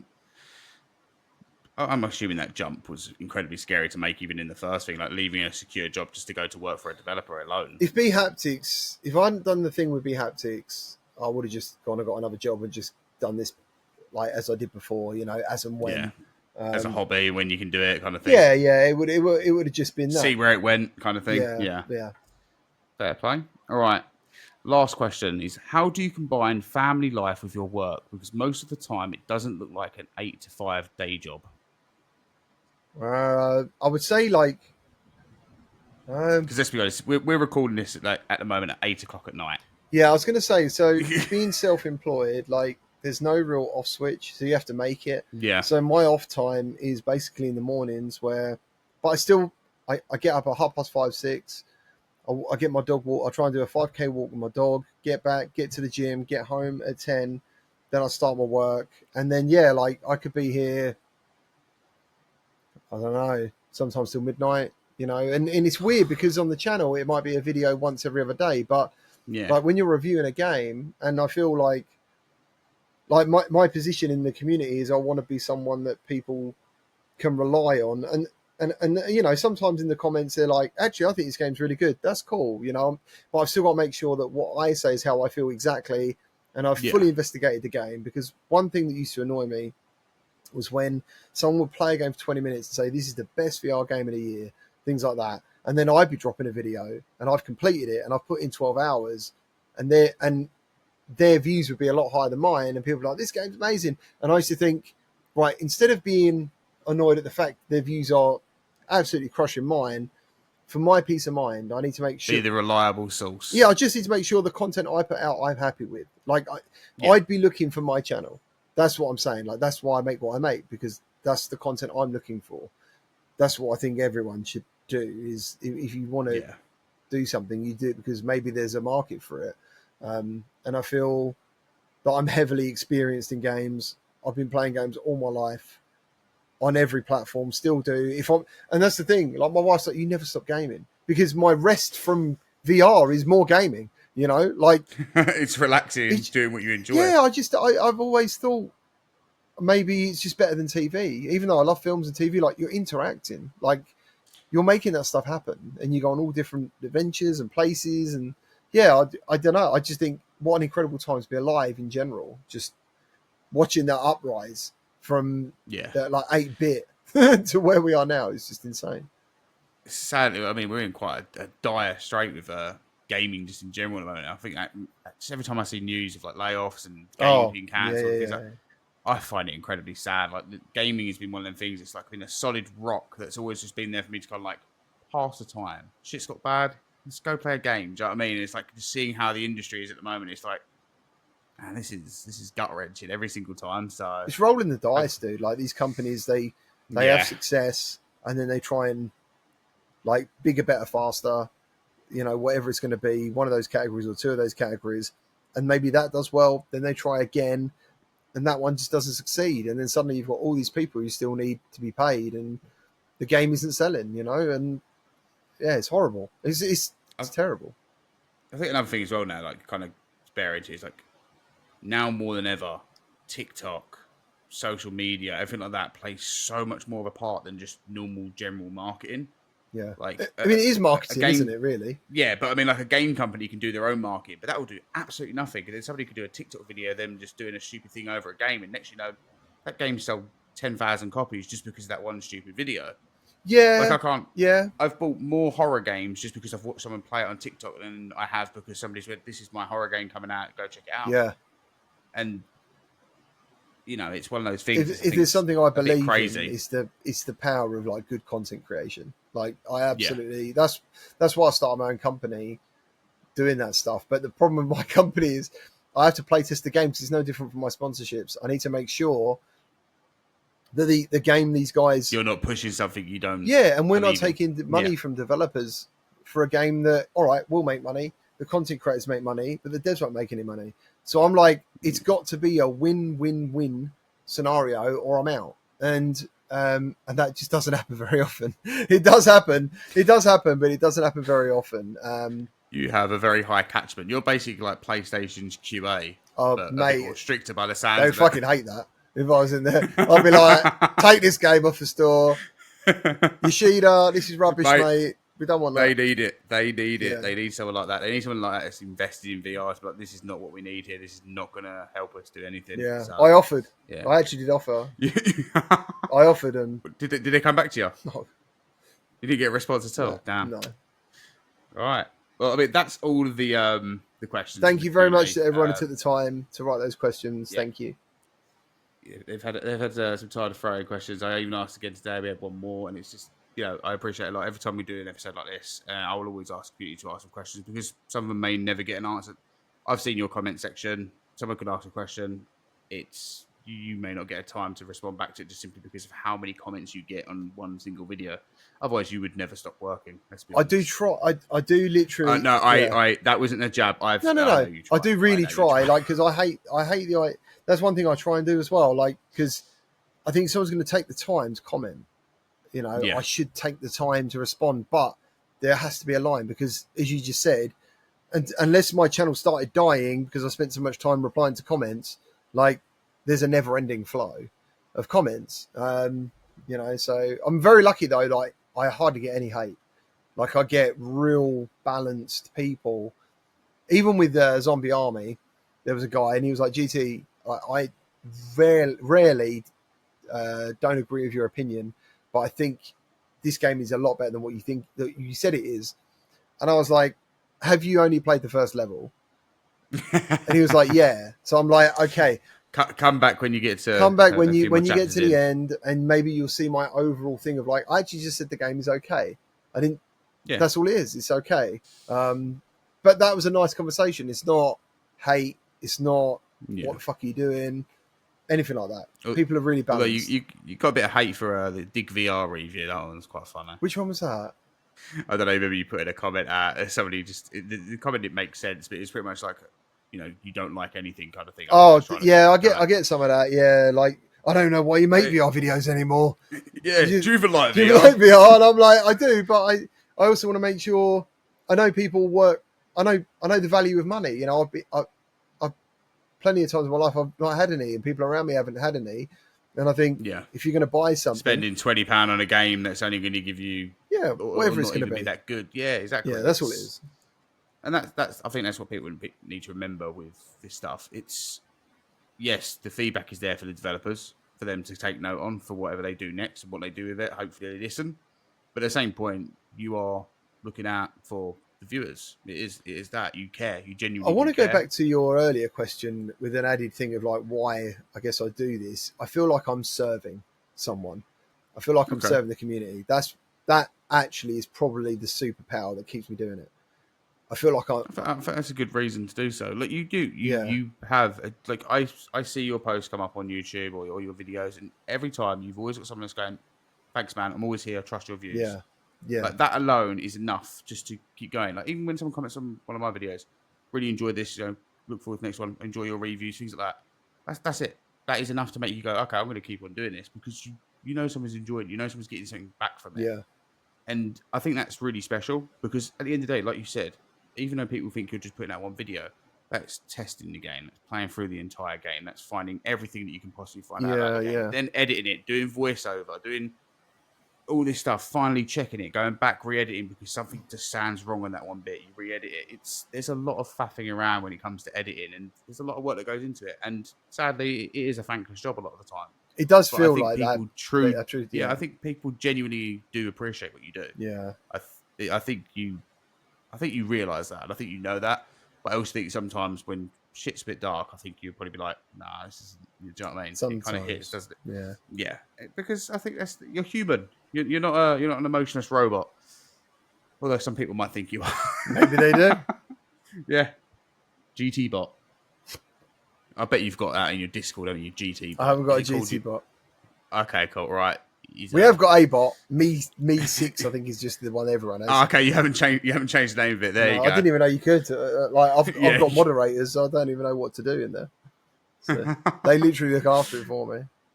Oh, fair play. Yeah. Do you hop in there every now and then just to chat to people? Every day. Oh, sweet. Every day I go in there. Discord is one of my favourite things since we set up for CrossButtonVR. It's one of my favourite things. I mean, I'm going to dive into that now. If anyone does want to join the Discord, please do so. It's one of the things where I love it when people join. I love it when people just want to genuinely chat about VR in there. It's awesome to do. Yeah. It's great. And yeah, if anyone's not in there, you've just bought a VR, you want to play some games, drop in. Just drop in. Someone will join a game with you in there. There's a lovely bunch of people there, so feel free to do so. Or jump into GT's Discord. Anyone, just find some people to game with, Anyways, usually we go over the news, so we're going to quickly just kind of skim off what we've got. There's not a lot. Yeah. So the first one we already kind of jumped into, which is Omega Pilot Evolution, is coming to PSVR 2, Quest, and Pico. I've never played this game before, by the sounds of it. With your car being in it, you have. Is it any good? Omega Pilot, I think whatever it was called. Yeah, it's all right. Yeah, I can't really actually remember disliking it. So yeah, Fair play. I'll leave it there. Good one. Dreams of Another will have an exclusive first-person mode for PSVR 2. So if you don't know what Dreams of Another is, that's one at the state of play. That one where it's kind of like shooting things and then they appear with the gun and all that kind of stuff. Oh, I'll have to look into Remember that one? No. Yeah. It's so that's pretty much. It looks very trippy. Oh, is that the one where it looks like it's made out of bubbles? Yeah, that one. Yeah, Dreams of Another. Yeah, I knew that. That's it. Yeah. Yeah, you just didn't remember the name. Yeah, what did you say though that it's got? So it's going to be first person. Oh, PS2. cool, It's not going to be a third person view like some people thought it was going to be. Yeah. It's going to be exclusive to first person, only in VR. Nice. So that's a way for you to view it. I'm interested in this one. It'd be nice to hold a gun to actually create something as opposed to destroy. So I think that's quite an interesting concept. Yep. Everyone's heard of this already. Sense controllers are coming to Apple, which has now been officially announced.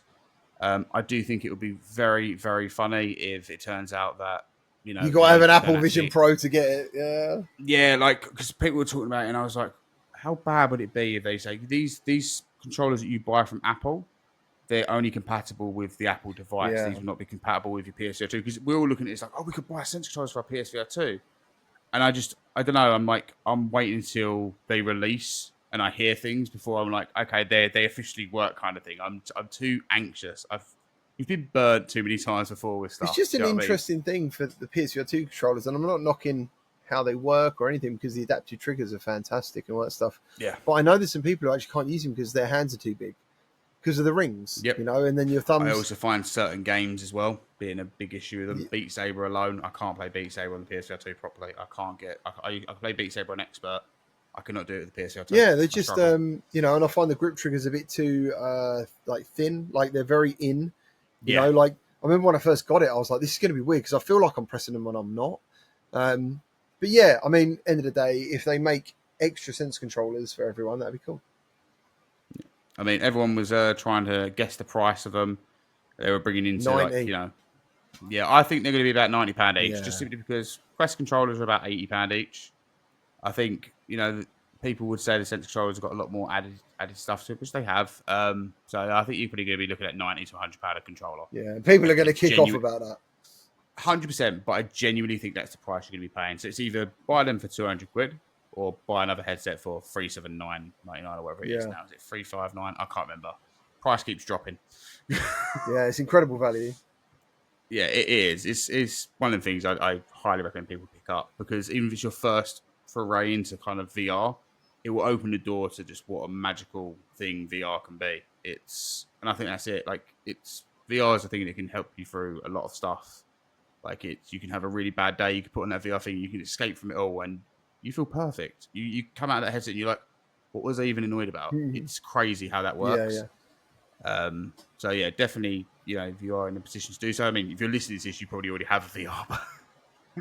But no, definitely do pick one up. The next thing, which is not really about VR itself, but is about a VR game, the Midnight Walk is getting a film and TV adaptation. That's crazy. Which I'm really happy about. I really liked this game. I also liked Olaf and Klaus's last game. What's it called? Big something giant. God, what's it called? I forgot the name of it now. Something giant, but I'll put it in the comments. Right. Ghost Giant. Oh yeah, Ghost Giant, of course. I absolutely loved that. That was one of the first VR games that brought a tear to my eye. Just the whole story. I thought it was very magical. The way it was written. Wrote. Yeah, can't even talk anymore. I'm losing it. But it was just, it was something like that. And again, the Midnight Walk did the exact same thing for me. So seeing it getting a TV or film adaptation is really interesting, and I believe it's going to be done by the studio that's doing Sonic. Wow. So, yeah, that's pretty mind-blowing, seeing as they've just released their first That is game as a mind-blowing. studio. Debut game as a studio, and then someone's like, we want to make this into a movie. But, yeah, so very, very happy for them. I was hoping it'd be Aardman because of the animation. That would work, mate. That would be fantastic. Yeah, I thought Why not Aardman? I don't know. I thought it'd make complete sense. You've made me disappointed now just by saying, oh no, I'm nervous. And then the last thing in terms of news is Titan Isle is confirmed to be coming to PSVR 2. Yep. I haven't tried this game. Obviously, it's not out yet or anything like that. I know certain people have, they did the demos and things like that at one point, but I've never had a chance to try it out. How about yourself? Obviously, I know if you have, you can't really talk about it, but just nod. There we go. And I can't say anything because I've not played it, but again, it's one of the things where they announced it, everybody's asked for PSVR 2. Again, it's like we said at the start, PSVR 2 users will heavily ask for games. They usually use the line of, put this on PSVR 2, your game will sell better, which is my favourite line that is now used. Yeah, that happened. That was all because of Max Mustard. Yeah, put your game on PSVR 2, it will sell better. So a lot of devs are hearing that. Depends on the game. But Titan Isle looks really good. I really liked... Windlands? Again, yeah, I keep forgetting the names of games. Don't worry about it, man. Yeah, Windlands. I absolutely love that. First kind of Spider-Man experience in VR, other than obviously the Spider-Man experience on the PSVR 1. Yes. Don't even remember those. Yes, of course. Yeah. I remember being in a headset party chat with friends at the time, and one of them friends is actually my partner now. And she said I sounded like a giant kid experiencing something for the first time. Like I jumped to oh my God, I'm Spider-Man. Yeah. Yeah, that was crazy. Good times. Yeah, exactly. We need more of that. Come on, Insomniac, where are you? But yeah, not really a lot of news, but some more prominent news in VR, which is what we always like to see. Nice. But GT, we are now coming to the end, and with that, I want you to tell everyone where they can find you if they've never heard of you before. I'll be surprised if they haven't, but who knows? Yeah, who knows? Maybe you've slipped through the cracks a little bit. Maybe, yeah. Just search up GamertagVR and you'll find me on every social media platform, pretty much, as far as I know. Even Blue Sky? Not Blue Sky. Oh, he didn't make a Blue Sky. He didn't follow the fad. Well, I did. I just like. I looked up. It's another thing to manage, and then you're like, I can't. I forget. I looked up retention numbers basically, and it was pretty low. A lot of people were signing up, but they're not using it. And there's pretty much like Threads as well. Like I'm on Threads, but to be honest, there's no. For me personally, there's not really much going on. There's a lot of business people like Threads. I didn't like. I couldn't get on with it. I mean, it is what it is. But I just didn't. Twitter, I enjoy. Yeah, Twitter's fine. It's one of them things. I've got one thing that's like Twitter. I don't need clones of it now. But yeah, anyways, we'll put an for Gamertag so you can go straight to his channel. If you're not already subscribed to him, do so. Like he said so many times during this, he cares about VR. He shows a lot of love for the actual platform, the medium itself. He cares about all the platforms. It's one of them things. That's what I like. I like you don't just concentrate on one thing. You are happy to say when something does something really good, and you're also happy to say when something does something bad. I love saying when something's good. You do. I feel much better. Sadly, these days, it does seem like too many things come out that are bad. You're like, but this happens, and you got So could you just be perfect? But the best way of saying this, I'm happy this episode's coming to an end because this room is like a sauna, as you can see. You are starting. It is. You are getting. Mate, I've got a fan here and I can't put it on because it will just hit this like the whole time. Like if you watch from the start, it's like you looked fine. You looked fine when you started. Let me turn this. So there you go. Let me lower the light down on this. It's kind of like went up, but yeah, I'm looking like a beetroot. But no, I'm gonna say, dude, this has been incredibly fun. It's like one of the things. It's like I always get a little bit nervous talking to people that I've never spoken to before. A lot of people we've had on here before is either I've communicated with them on Twitter or they're in Discord. So it's always a bit nervous and I've never spoken to them before, but this has been an absolute It didn't come across, man. It was really good. Thank you. No, mate, it's maybe I'm better at this than I think I am. Exactly. Fake it till you make it, dude. Exactly, but no, this has been a lot of fun. But yeah, anyways, everyone go drop over to Gamertag, give them a bit of love. And with that, thanks again for listening. If you've enjoyed this episode, we'd love it if you could please tell your family and friends. If you'd like to get more involved, please don't hesitate to drop into our Discord and say hi. Thank you, everyone that's already done so.